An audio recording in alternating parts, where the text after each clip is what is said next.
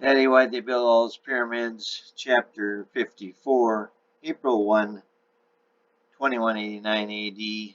Fools. Happy April Fool's Day, Ad, Nap, his buddy, said, patting him on the left shoulder. We're the fools, Ad said, sighing. We sit here in this awful sinking pyramid, and the army is at a standstill. Why can't that god come out and fight like a man? Ad said, raising his voice in frustration. Like an angel, Nap reminded him. Whatever. We need to get the blitzkrieg going and look at them all. Our troops just sit there in silence, Ed said. Well, it can't be long. My spy over at Prophecy Inc., Zero Hayes, says it could only be a matter of days. Someone over there came up with the idea that it might be Easter, Knapp said, raising his chin a bit to demonstrate his supposed superior knowledge. When's Easter? Ed snapped. Knapp put his hand back on Ad's shoulder. 4 days, my friend, just 4 days. Ad stood at attention, saluted his friend, and marched out of the room. I go to prepare the blitz, he said. Knapp shook his head. Can't move until Pop lets us. Knapp called to his friend. I'll strike immediately, Ad called back.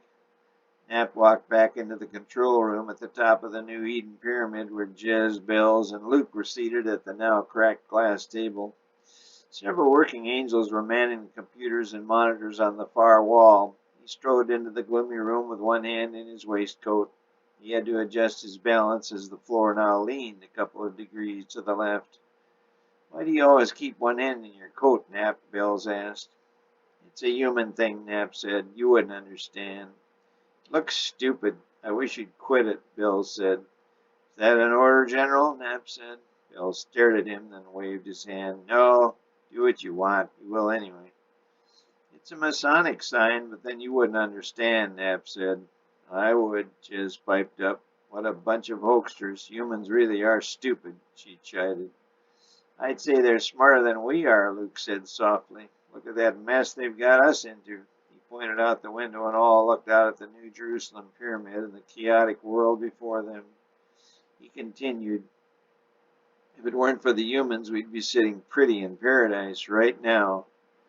Without them mucking up the picture, we would have already won the second battle of heaven. We could have picked our own venue to fight, Bells said dejectedly. Yeah, if we'd retired before being defeated at the first battle of heaven, we could have gone to the Andromeda Galaxy and set up impregnable defenses. Pops couldn't have beaten us there ever, Knapp said. Jez went over to Bell's chair, put her beautiful face in front of his, no more than 6 inches away. What's the one thing Pops gave humans more of than us? Bells eased her back. Nothing. We are superior in every way.